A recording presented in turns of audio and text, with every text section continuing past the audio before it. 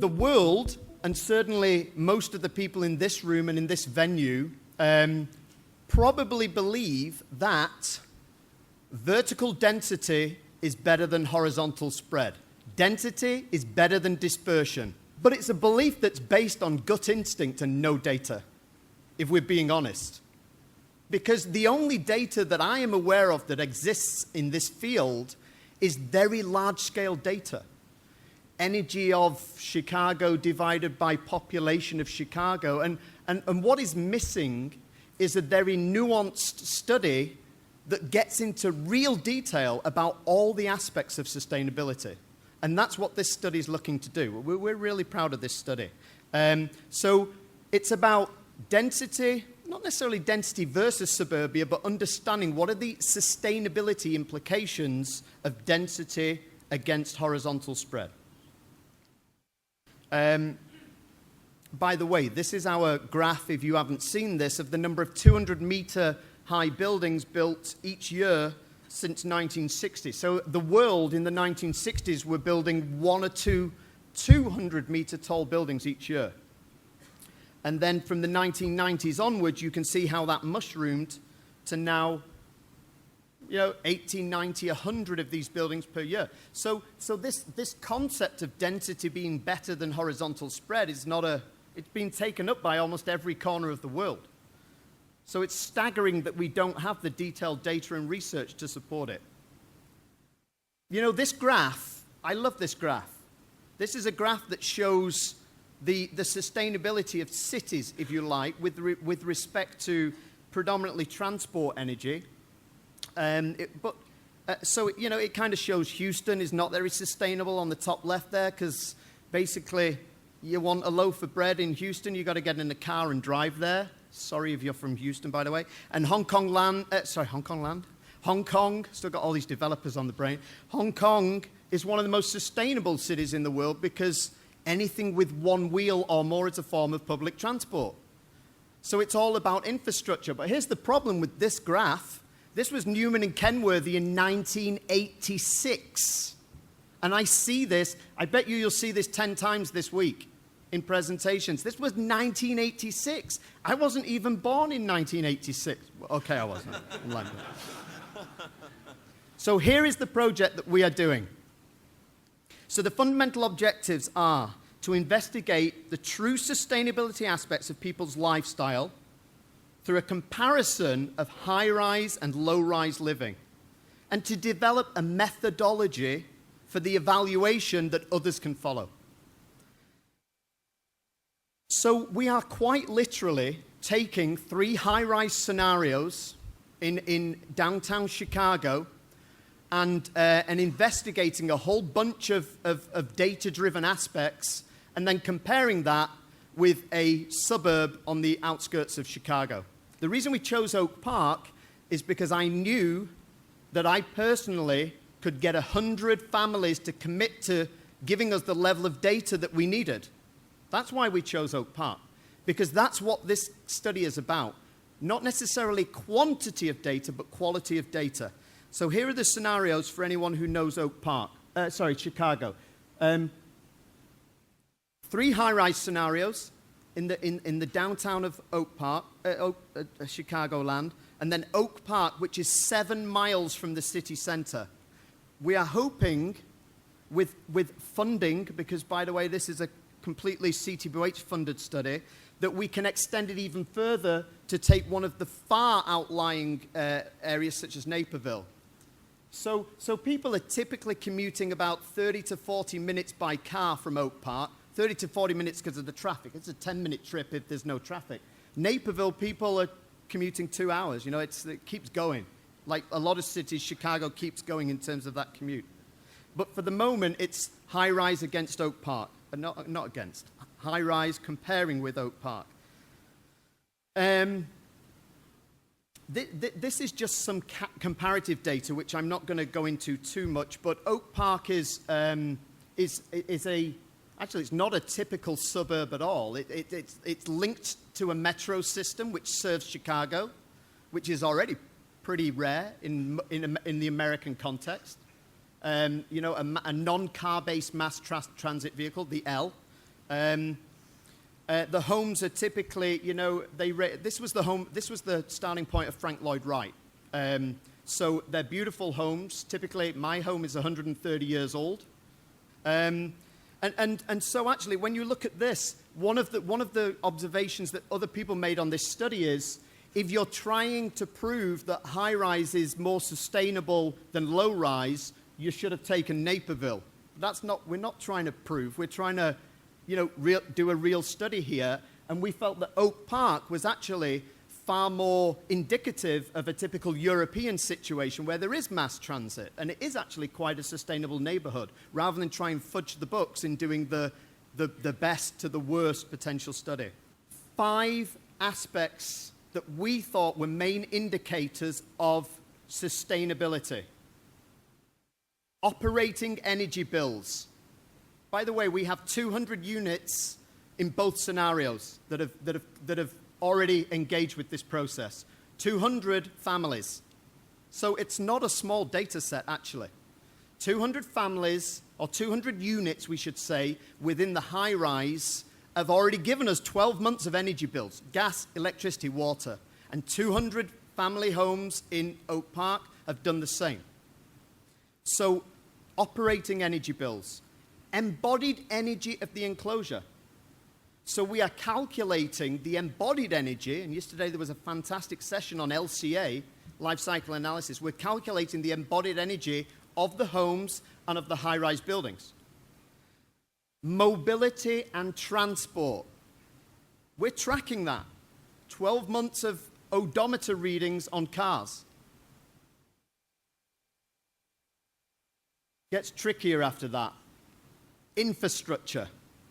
So we haven't even got into this yet, but as we know, or the gut instinct tells us that where tall buildings and where dense cities come into the main benefit is not necessarily just the building, but the concentration of infrastructure.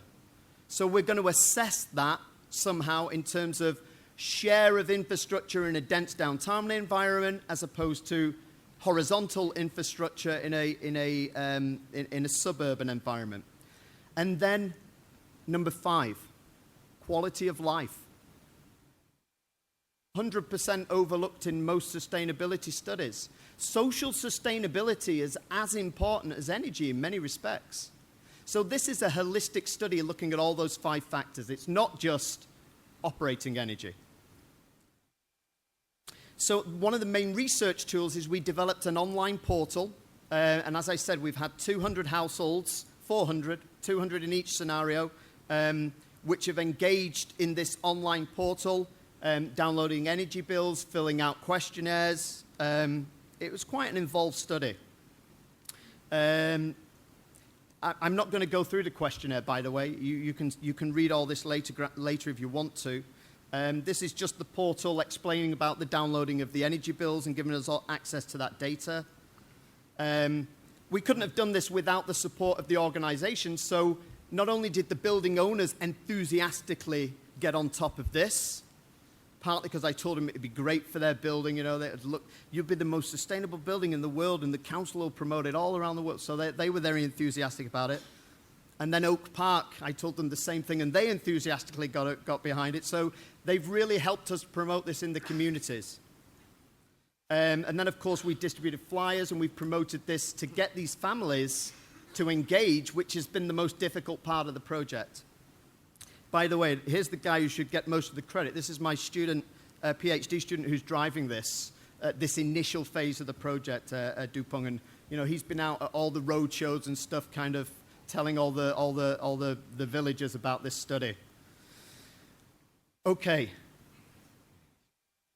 Don't get too disappointed, but we haven't analyzed all the data yet. Okay, this is an initial report. In 12 months' time, New York next year, we will have a technical guide which goes into detail.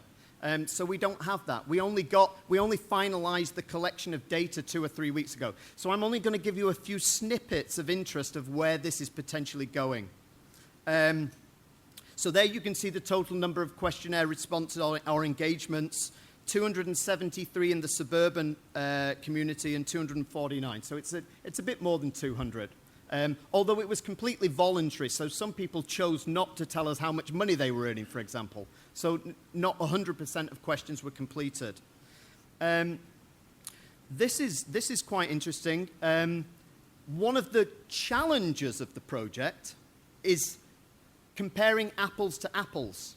And we really struggled with this. We started with one high-rise tower. We started with one. And when the data started to come in, we realized that the one high-rise tower was full of 50 to 60-year-old empty nesters and very few families. And so we realized that we weren't going to be comparing apples to apples. We were comparing retired people, empty nesters in the high-rise to families living in the low-rise. That in itself is an issue, yeah? That goes back to my comment about having children and not wanting to live in a high-rise. You know, if we're serious about sustainable cities in density, then that's a social sustainability issue that we need to tackle. It's nothing to do with energy, and it's being largely ignored. So we reached out to then 2 further towers that had a good mix of families to try and get that balance of comparing apples to apples. So this is the response. You can still see that we're still struggling a little bit in that the number of people per household in the high-rise is still an average of 1.9 and 3.6. So we're still looking to try and balance this better. We might have to reach out to a 4th tower to do that. This is the average age of the responders now, not the family, not the subjects, all the subjects, but the responders. And you can see the average age in the high-rise is 50. This is the people who are filling out who are engaging in giving us the data. 52-year-old in the high-rise, 45 in the low-rise. But once you factor in the kids and everybody else, that 45 average age would drop, considerably. So again, that is a challenge. Vehicle ownership. The presentation that Dario gave yesterday was fantastic. He had this series of question, fact or myth. And I hope that when we finish this, I'm going to do the same thing. Myth or fact. These things on which we all go around the world and tell our clients and everybody else as fact, but is actually some of it myth. So the average vehicle ownership in the high-rise is 1.2 vehicles per household. That's a surprise. 1.8 vehicles in the low-rise. I bet you thought that it would be a bigger difference than that, yeah? I did. One-way commute time for the primary journey each day, typically to work. 29.6 minutes for the high-rise. 39.5 for the low-rise. I expected a bigger gap than that. Now, we will eventually be able to get into the detail to show that perhaps the reason that it's 29.6 in the low-rise is because the mode of transport is walking. But that's the level of detail to come. Oh, there you go. Reasonable walking distance. So there's a question on the questionnaire just saying, what is a reasonable walking distance?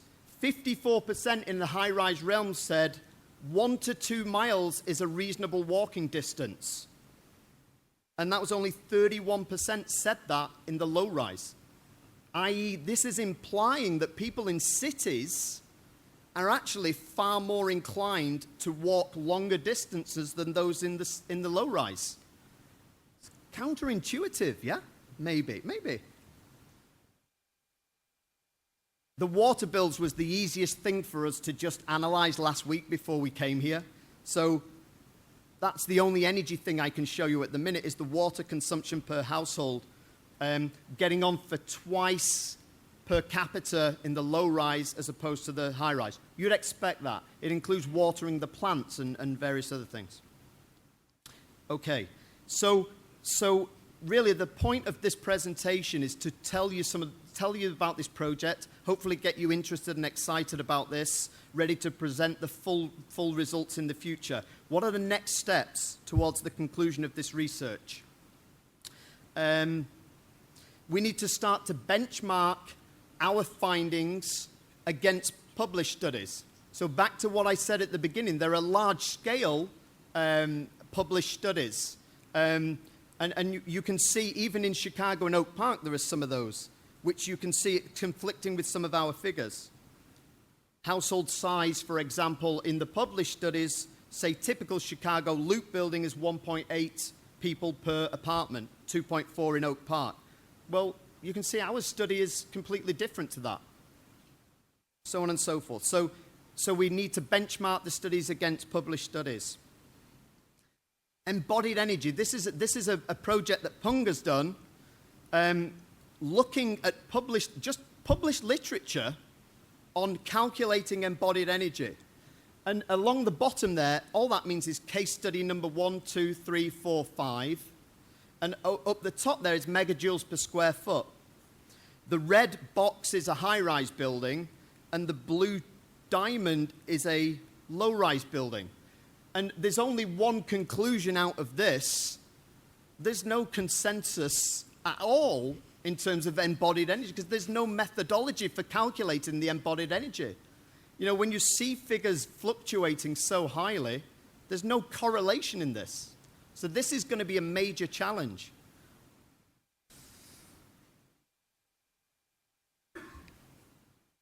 I don't even know how he's done this, but he's done this study where somehow he's calculated the average embodied energy and then of a typical scenario and compared it to the USE DOE prototype.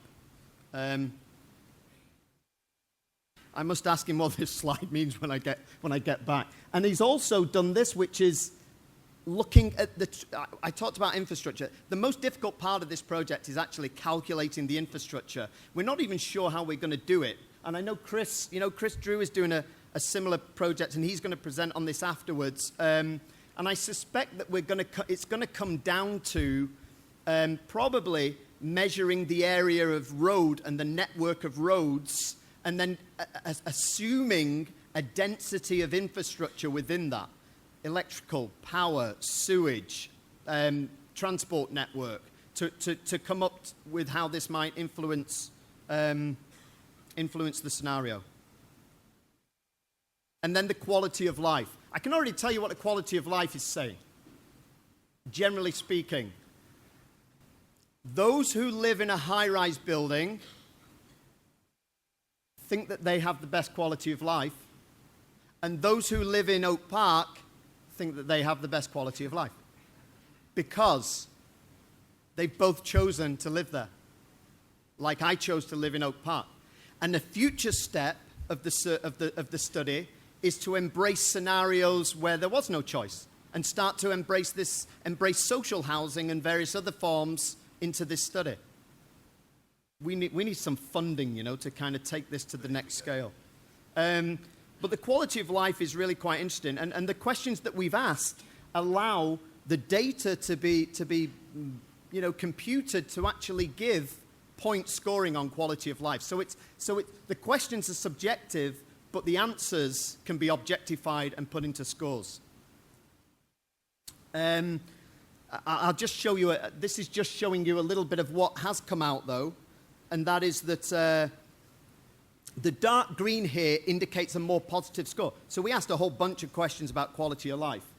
And the key ones, are you happy with life, are roughly the same, as I've said. But when it gets into the nuance, you'll find that the high-rise people feel better about things than the low-rise people. Security, safety, things like that.